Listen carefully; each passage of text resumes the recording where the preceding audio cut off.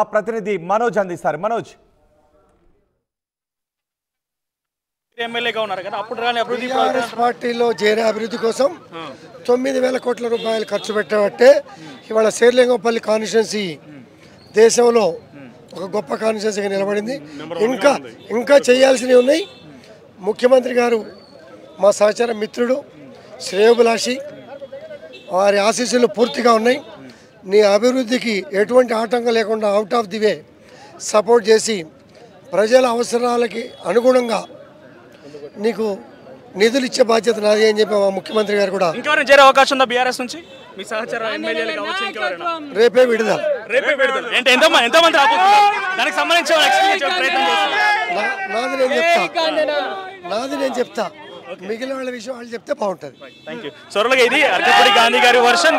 మరికొన్ని రోజులు అంటే రేపు మరికొన్నిగా విడుదల కాబోతున్నట్టుగా సస్పెన్స్ చెప్పడం జరిగింది. చూద్దాం మరి రేపు ఏం విడుదల కాబోతుంది అనేది. నమస్తే.